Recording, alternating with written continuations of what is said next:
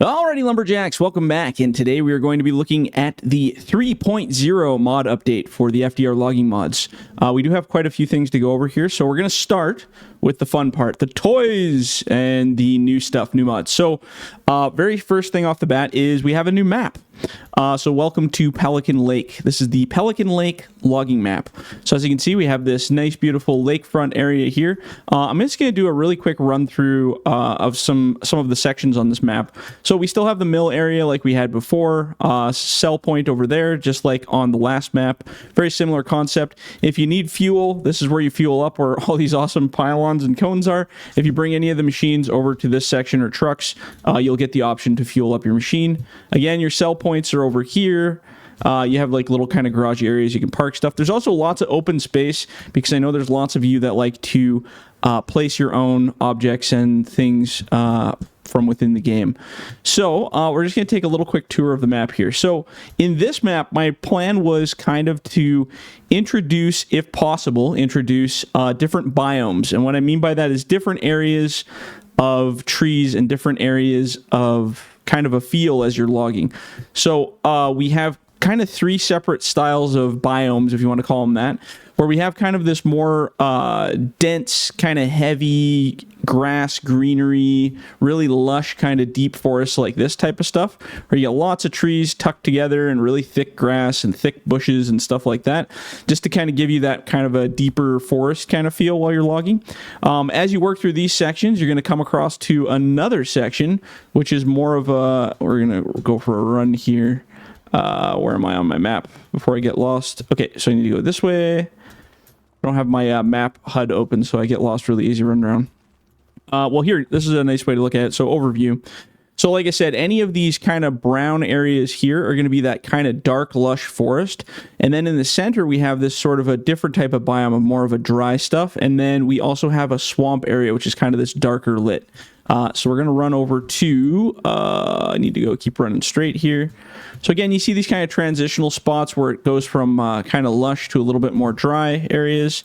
And then you're going to hit this type of terrain over here, where it just kind of goes into this almost like a really dry kind of, man, I don't want to quote locations, but if you've ever been to Kamloops in British Columbia, this is kind of very Kamloopsy, away from the interior, kind of central type of looking ground, where you get kind of that more less grass, a little bit more like light brush and that kind of stuff, and the trees are a little more sparse. So this is great areas if you're working with like forwarders, or if you want to do selective cutting, like if you came through here and you didn't want to bunch everything, you wanted to take out just the larchy looking trees or the alder looking trees, and you wanted to take out maybe just the pine or just the dead pine. It kind of gives you options if you're looking to do kind of your own style of logging where you're doing selective cuts.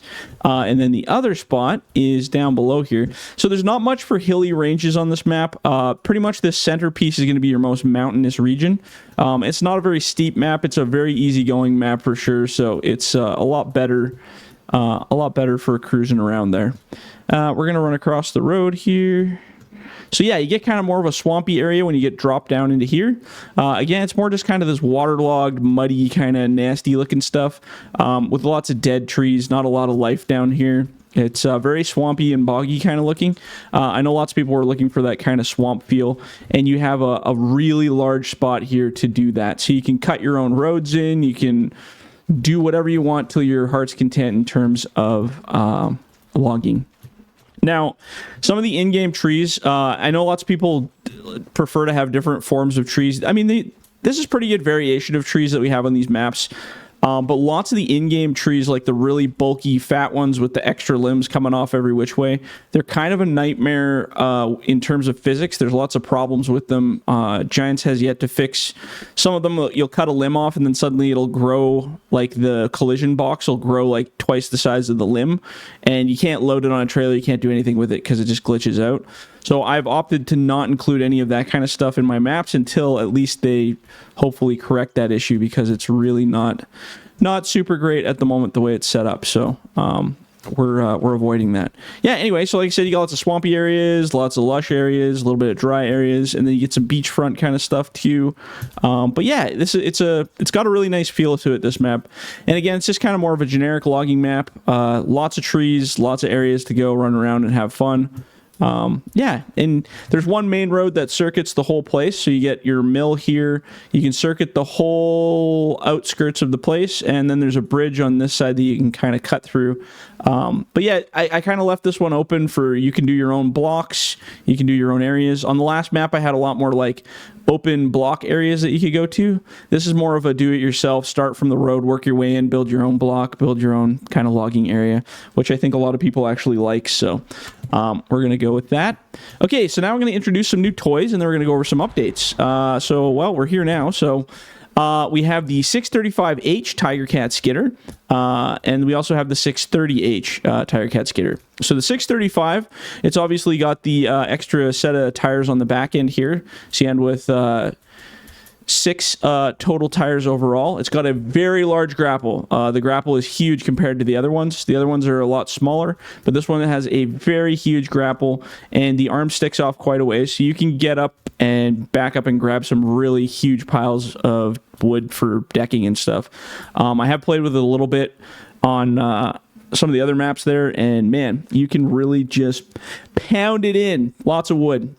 So again, this is a Tigercat 635H. Lots of people wanted this one. There is a 635G, which has the swing boom on the back. I don't know if I'm going to bring that one back or not. It wasn't as popular, so we turned a 635H instead of the G. It's got this kind of solid state grapple on the back instead of a swing. So we'll see what the feedback is, but I know lots of people wanted this in the last game, so hopefully that'll be good. And also we have the 630 variant, which is the smaller version with the 4 tires. Again, with the smaller grapple, but still a very tanky. It's also got the chains on the tires, so when you're driving it around, it has the chain sound effect. I'll stop talking so you can hear it. You get that nice chain clinking sound as you drive around, which is really nice. A lot of people love that. So yeah, that's back as well. So I know people wanted more skidders, so you got those 2 new skidders. That should keep some people happy for a little bit. And then we'll run over to the bush here. So the other one is the other Tigercat. It's a very Tigercat update. It's all Tigercat and a new map and one more awesome one. So this is the other new one. And again, big thank you to the Patreons. The Patreons are the ones that donated money to get this model out and happening. So big thank you to everybody who donated. It turned out to be very expensive, but honestly, I think it was worth it. It turned out really good, very highly detailed, has lots of goodies on it. One bit of feedback I'm going to give people, because I get this every time I release a new machine, whether it be a high cab machine or a low cab machine, I do get lots of complaints from people. It's actually a very small group of people that are the same people every time. They complain that the booms don't match the factory default for these machines. So what I'll tell you guys, just to give you a little quick rundown, these machines come out of the factory, and lots of them will have different names on the back. So this is an 855E, there's an 855H, there's LH versions, and basically what the different letters on some of them means will be the actual setup for how they're built. So if it's an H, it'll have more than likely have a harvesting style boom on it. So it'll have a big long boom with a big long stick with a little harvester end on it. So it wouldn't hook up like this one does. It would hook up quite differently. There's tons of different boom attachments and boom customizations for both high cabs and low cabs in real life, because everybody has different things that they're doing with these machines, and they have a lot of different configurations to match them up. So my problem that I run into as a modder is I want all of these machines to be able to work with pretty much all of these attachments, or at least as much as possible. So when I do this, I have to have a boom that is universal that I can use on all the attachments. So this boom on this machine is also shared on the LTEC machine. It's also shared on another machine, because it's specifically built and customized to work with all these attachments. Because if I built a boom that is exactly the same as the factory Tigercat boom, it would have it would be set up probably for bunching with this unit, or it'd be set up for harvesting. So then you'd have to have like 6 or 7 different booms for each machine, for each different attachment, and that's just not going to happen. So although it may not be 100% visually accurate to the exact boom that comes on the Tigercat. I have also seen lots of Tigercats that have shared booms from other machines. There's so many different customizations out there. Guys have swapped booms off of other branded machines and put them on these machines. It's wild. So I just wanted to put that out there for anybody that has an issue with it. I'm sorry it's not 100% factory, but at the same time, I have to work with what I have. If I was building each of these machines to each attachment, and that's it, I only had one shot, one kill, it'd be easy, because then I could build whatever boom I wanted. It would only go with one attachment, and I wouldn't have to worry about it. But then I would have to have 50 different machines for each attachment. So there'd be like, and I tried that a little bit in FS 22, where I had a buncher version of this machine, and then I had a harvester version of the machine, and it's just too much. It's too many files. It's too much playing around, and it confuses people extremely, because I get so many emails from people not knowing what boom goes with what attachment, and it turns into a nightmare. So this makes it easy. One boom to rule them all, and it may not be 100% visually accurate to real life, but it's as good as we get, and it does the job. So I in the future might add more details to them to try to perk them up a bit to make some people happy, but that's why they do it. That's why we do the way it is. So yeah, inside, very similar setup to the other Tigercats. Lots of visibility in your cab for swinging around. You can see both sides. There's no bars or anything blocking you, so you do have lots of great visibility and very smooth operation in general. So, oh, yeah, I love the look of this machine. I've always wanted one with the kind of higher back on it. So the 855E was where it was at. So this is kind of replacing the 870 that we used to have in 22. But, oh, it turned out fantastically. It looks good. All good times. So, yeah, and we got one more beautiful freaking... Oh, man, this is cool. Okay, so Axis Forestry is the other one. So this is the Rebel T22HD. And oh my goodness, did this turn out well. So Wayne from Axis Forestry sent over an email saying that they have a new processor head. So you guys had the Axis, I think it was the X25, I want to say, if I'm quoting that wrong. It was the other processor head from FS22. It was a similar setup, but this one is just so much more highly detailed. He sent me over some of the 3D model stuff, and I worked with them and got it all sorted out. But, oh, it is just a beautiful freaking head. And it is a lot, there's a lot of detail in there. Lots of hoses and lines and things, and it took a long time to put all that together, but it turned out really, really good, and I just absolutely adore it. So yeah, this is the T22HD, and again, it's got the same features as the other one did. So I mean, it still runs just like the other processors. It just has a beautiful visual look to it, and it turned out great. So we're gonna play with that a little bit too. So yeah, that's it for new toys. We got 5 new mods, which is pretty cool. It was a lot of work putting all these guys together, so I know the update went a little longer than I expected, but it turned out really good. Okay, so we're already 13 minutes in. My goodness, okay. I talk too much. So let's go over the update changes, because there has been a lot of changes, and it'll affect a lot of things. Okay, so on all maps, well, all 2 maps, we've increased the tree friction slightly to help with sliding logs. So I was playing in the multiplayer logging crew, and we had an issue, and I'm sure all of you have been having issues with the sliding logs. So in single player, it was not too bad, but in multiplayer, it's god-awful. So if you have any angle at all, and we're on a bit of an angle on this hill, not much, like 5 degrees or something, 10 degrees maybe, what would happen is when you picked up these logs, they would all just start sliding like slithering snakes down the hill like very easily, just because the physics were live. And I got lots of complaints from people in videos, and I totally understand how annoying that is. So I took it upon myself to go back again and redo the physics, like start from the ground, work my way up. And what I've done also as a note in here, I've added weight to the trees, so the trees are a little bit heavier than they were before. Again, this is all designed for FDR logging machines, so if it's not working with in-game stuff, no surprises there. Also adjusted lots of the dampening effects to make them wiggle less. So if I just walk up to this pile of logs and I'm touching it with my body, you can see the trees kind of wiggle a bit. See how that one's like bouncing up and down, like they're kind of doing a creeper thing? Now, the problem was in the last update, if I even walked up to this pile and bumped them, they would start snaking around in the pile, like slipping and sliding and snaking and moving and rolling away down the hill. So I've gone and played with the dampening effects. I've played with the weights. I've played with the friction. Now they sit pretty well. They still wiggle because the physics are live, so you can see them jumping around, bouncing around a little bit. But I've noticed they stack a lot better and they stay in place a lot better. There's a lot less snaking and weird stuff going on. That's not to say it won't happen, but yeah. So like I said, now when you grab them, they're not as smooth as they were before. They still pick up nice.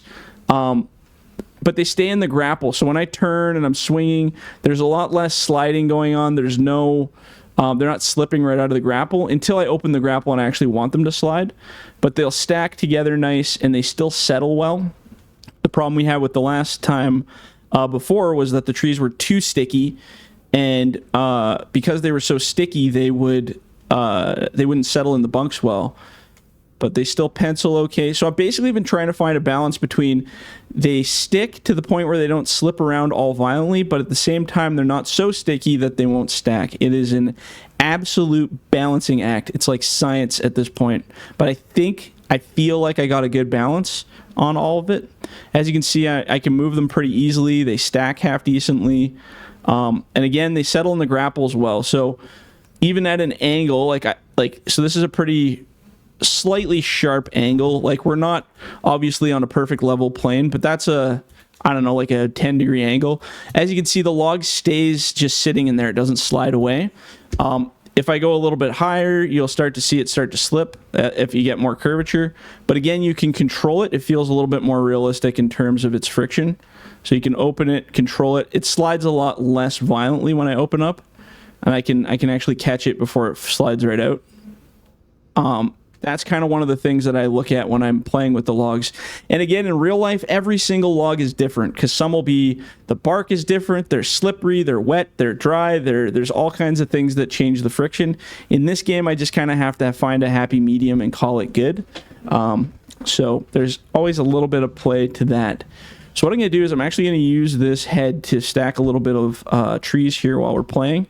This video might go on for like 10 months here, because I do have a lot of stuff to go over. But this is a really good update, and I think it'll be really positive for everybody across the board. So as you can see, the trees stack well, and even bunching the trees stack really well when you're dropping them. Let's go grab this guy. So this is heavy tree here. We're just gonna slip her on down there. Okay, we don't need to pile all these trees. Okay, so I'm gonna park this guy over here. So again, the tree weights are up a bit. So the tree weights being higher definitely make things a little different. I don't know what I'm cutting to. I don't really care what size I'm cutting to. So processors, they've been changed a little bit as well. All the processors react a little bit better to the trees. They're a little less overpowering, so you get a little bit more play with the trees. I'm just going to build a random pile right here because I don't really care. Sure. But even as you can see, like stacking them with the processor, the trees on the ground and stuff, like even on this kind of slight angle of a hill, you're not going to see them gliding away as violently as they did in the last update. And they do stack on top of each other a little bit better, because some people actually preferred that. I'm just going to do one more tree. So yeah, processors, like I said, in general, just you can feel a little bit more tension from the trees. I think in the last update, a few comments, people just said they're a bit overpowered. And by overpowered, I mean the trees themselves were too light in terms of the processor. So as you can see, this is just an awesome head. Beautiful. Works great. And it's got lots of details, tons of stuff going on there. I think you guys will really like that. And if you don't, I don't care, because I love it. Oops. Oh, I still got my strength mod on. We'll just go put this over here. Okay, so let's keep going down the list before I forget where I'm at here. So adjusted the tree dampening. Yeah, so logs are improved, way better, less slippage, good times, all good. All machines. So all the machines with the increased weight on the logs, obviously there's a little bit more of an increase in the weight on the machines. So on the machines, you're going to find that well, this is all part of the track notes. So improved tracks, better turning, better travel. All the motors of the tracks have grab and more torque. So The problem in the last update, when you're driving up a hill, the machines would try to roll back down the hill. You guys may have seen that in the multiplayer videos when we were testing. You'd drive it up a really steep incline, and the whole machine would start rolling back, like the tracks would give up. So now the tracks have heavier duty brake systems in them. They'll stop dead on a hill going up. They also have a shite ton more power in the tracks, so you can really just grind up hills. You still can tip them if you're being stupid, but you're going to find overall the balance on these guys is a lot better. So even this guy, which is a bigger tree, you're going to feel a lot less tippy kind of feeling. So like the machine's really well balanced that way. Again, if you go way far out and you're waving your arm around like an idiot, you're going to feel a bit of tip. That's actually a pretty light tree. But for the most part, you're just going to feel the machines are a lot more sturdy. That also has to do with the suspension, which has changed a bit, because the suspension was a bit on the soft side, but we've stiffened that up a little bit to help things better.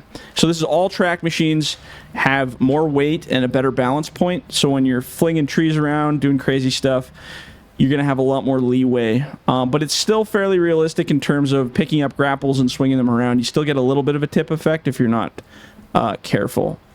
So we'll just lay those there. And as you can see, even laying these trees on this side hill, they all stay in nice little groups. They don't slide around. They all pack nice, which is really, really good. Again, if you pick up the heavier trees with these... Oh, do I have any heavy ones? I might not. Let's see if we'll just grab a bundle of these. So again, the trees are fairly heavy. But like you said, I have a lot more stability. I feel a lot more stable, even parked on a side angle. Again, the further out you have that, the more you have a chance at tipping. You probably won't even feel it because we're uphill. Let's see if we can swing this around downhill. So we can do this in third person. So downhill, we should have a little bit more tip going on. Maybe not. We'll see. Yeah, as you can see, my track's kind of lifting up on that one side if I really give her. But overall, it's just a much more balanced feeling when you're operating. It might be even a little unrealistic in terms of how much balance you have. But since we're playing a video game and we already have the odds against us, I think we're fair to have that. So yeah, hopefully you guys will enjoy that. Just more sturdy machines that stick to the ground a bit better. Okay, buncher heads. As you saw, it worked really well. I increased the grab strength on them. Also, I played with the bottom grabber to make it grab a little bit better. Some of the trees were slipping out, so that's an improvement. Next, all grapples. So along with the tree upgrades, the grapples have been upgraded to work with the new tree frictions and weights and dampening. As you saw it, sliding and grabbing, I don't need to go over that because you saw the grapple is much better. The Logger Mack truck, which I don't have out here right now, I've increased the power a bit on it so you can pull the loads uphill. Some guys were saying on uneven terrain it would have troubles getting around. So I improved that greatly, so now it has a lot more power, hopefully not too much, and hauls a lot better. Same with the low bed trailer. Some people were saying they were having issues pulling the machines up hills on the low bed, so I've played with the collisions on the deck on the low bed. I've adjusted the suspension and the tires and done a whole bunch of stuff to the low bed. So if you're hauling any of these machines on the low bed, you're going to notice it's way easier. The locking straps also work. Some people say the locking straps aren't working for them, but trust me, they are. You just need to hit L once you have the machine placed on the low bed, and it'll make sure it sticks to the low bed. It may turn on the low bed, like side to side, but it stays stuck to the low bed. And you can test that by driving off of a cliff with the locking straps on and rolling it, and you'll notice that the machine sticks to the actual low bed itself. Again, it may rotate side to side with the tracks just because their locking strap system is bizarre, but it will not detach until you hit L again. Another thing to tell people, if you are using the low bed and you're hauling these track machines specifically, you have to go slow on corners. It tips over violently easy. I've tried so many ways to make it so that you just can't tip it over, so I get rid of that complaint. But the fact is the weight's just higher up, and you have to drive it slower on corners. Do not go around a corner that is like even, let's say this, well, this is kind of sharp. So this is like, what, a 45-degree corner, maybe a bit more. If you're going around this corner with a low bed and a loaded track machine on it, you cannot go more than 50 kilometers an hour. do not go more than 50 kilometers an hour. Just let the gas off, slow down, and go really slow around the corner. If you go more than 50, like if you're doing 80 or 90 and you try to take that corner, the low bed will tip over with the machine on it. So you got to slow down. Just like real life, you cannot drive these things that fast around corners. And I've confirmed that with a guy. I asked one of the truckers who drives low bed. I said, what's the fastest you would ever take? He takes lots of Tigercat 880s out to the bush. So I said, if you had a Tigercat 880, which is this guy right here, I said, if you were driving that on a low bed out to the bush, what's the fastest you could take a 45 kilometer an hour corner? And he said the fastest you'd ever want to go in emergency situation would be like 60, maybe 65. And he said that would be really sketchy. He said you might roll it, but he said he does like 40 to 50 max on a corner like that. And 50 even is like way too much, he said. So yeah, it'll be interesting to see the different comments that come from that. But yeah, anyway, I'm going to stop talking because we're already like 25 minutes into this. And I don't know how many you're left all the way to the end, but congratulations if you watched this far. I hope you guys enjoy the new toys. If you have any questions or comments, leave them in the video below, or you can email me at info@fdrlogging.com. All right, guys, enjoy. We'll see ya.